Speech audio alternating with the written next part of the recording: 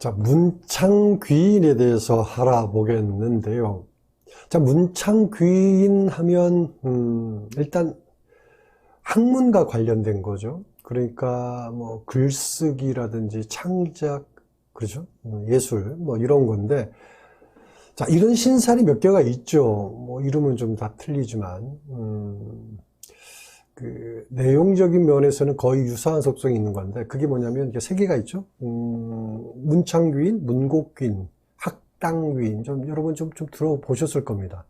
물론 좀 더 있는데, 가장 좀 대표적인 귀인이 이제 문창, 문곡귀인, 그 다음에 학당귀인이 있는데, 자, 이런 귀인의 특징이 뭐냐면, 정보를 받아들이고 표현하는 능력이 좀 남다르다고 볼 수 있죠. 창의적이고요. 뭐 이런 부분들이 장점인데, 그래서 오늘은 이제 먼저 문창귀인에 대해서 얘기를 좀 해보겠습니다.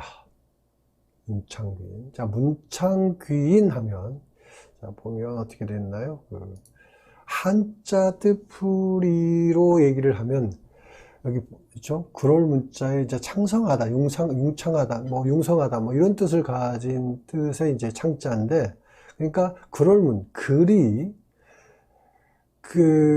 그럴 문자에 융성할 융자니까 글로 크게 융성한다, 크게 창성한다, 뭐 이런 뜻이겠죠. 그래서 이제 보면 문창귀인 하면 이제 머리가 총명하고 창의적이고, 그리고 이제 응용력과 표현력이 좋은 어떤 그런 의미를 갖고 있죠. 더불어서 이제 예지력이라든지 추리력 뭐 이런 것도 있고요. 뭐 기획이라든지 설계, 디자인, 음악, 미술, 뭐 예술 계통에서도 능력을 보여준다, 이렇게 얘기를 합니다. 자, 문창귀인을 이제 분석해 보면요. 문창귀인을 분석하면 십성으로 주로 보면 이제 이렇게 나와 있죠. 지금 나와 있는데 십성으로 보면 뭐로 되어 있나요? 식신으로 되어 있죠. 식신. 그러니까 갑이 사를 보면 식신이죠. 그죠? 을이 오를 보면 식신이고요. 여기는 이제 병이 신을 보는 거나 정이 신을 보는 거, 좀 이건 유를 보는 거, 좀 이거는 이제 재성인데 좀 다르지만, 전체적으로 다른 부분보다 무토, 기토도 신금이고, 그러니까 식신이고, 경금, 신금, 그 다음에 임수, 개수 다 식신으로 구성되어 있습니다. 그래서 식신 특징이 뭐냐면요. 여러분 다 아시는 얘기지만, 식신 특징이 뭐냐면, 식신 특징 중에 가장 먼저 얘기할 게 뭐죠? 이제 먹거리죠, 먹거리. 먹거리가 안정되어 있다라고 얘기할 수 있죠. 그래서 먹고 사는 게 편하니까 또 뭡니까? 표현하는 것도 좀 자유롭다. 먹고 살만한 사람들이 표현하는 게 자유롭게 표현하잖아요. 그렇죠? 그래서 뭐냐면, 이제 풍류가 발달된 거죠. 그래서 문장이라든지 서예, 뭐 글 쓰는 거, 뭐 시라든지 노래, 음악, 미술, 이런 분야에서 선천적으로 발달되어 있는 거죠. 그리고 또 식신의 특징이 뭐냐면 이제 기르고 키우는 거죠. 그리고 가르치는 능력을 얘기하는 거죠. 그래서 식신의 장점이 어디에? 문창귀인에 그대로 녹아져 들어가 있는 거죠. 그래서 문창귀인 특징이 식신이다, 이렇게 봐도 되는 것이고요.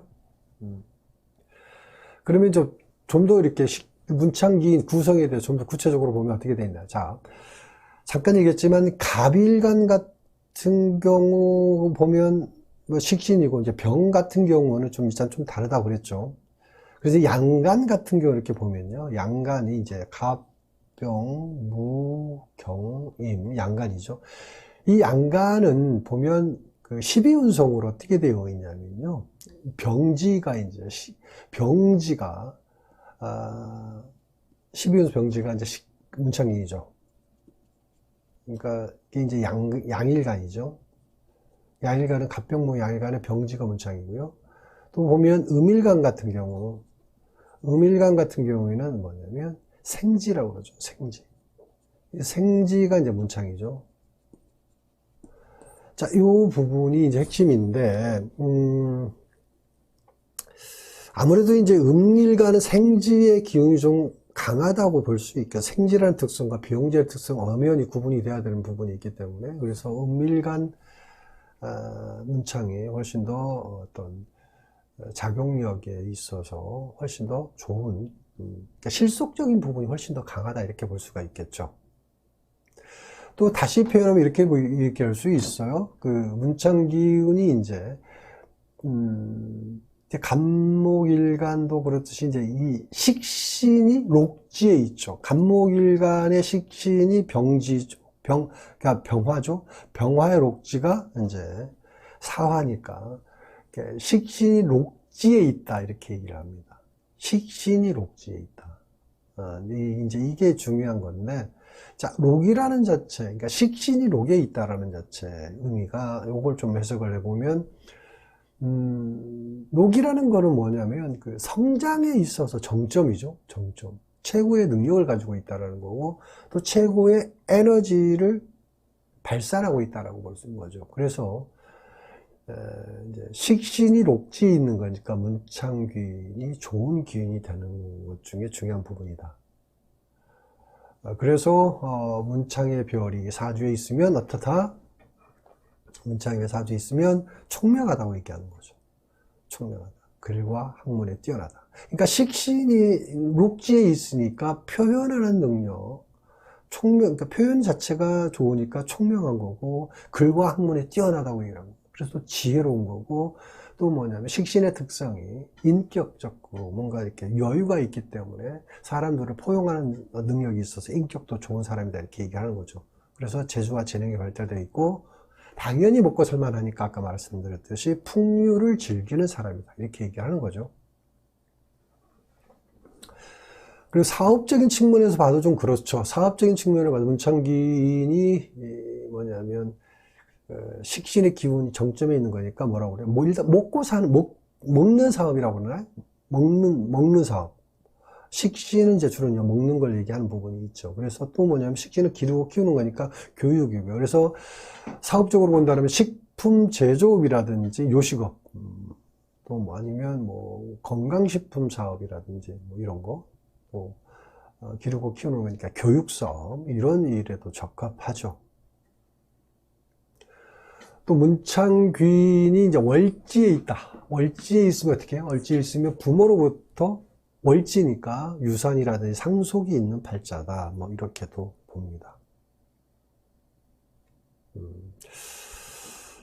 또 문창귀인이 이제 사주에 있으면 더 중요한 게 뭐냐면요. 중요한 게 힘들고 어려운 일이 생겨도 오래가지 않더라라는 거예요. 오래가지 않더라. 결국 귀인의 도움으로 금방 해결이 된다라는 그런 장점도 있고요. 자, 그런데 사주 원국에서 문창기인이 형이 되어 있고 충이 되어 있다 그러면 어떻게 얘기할 수 있냐면 가난한 선비명이다 이렇게 얘기를 합니다. 가난한 선비의 명이다.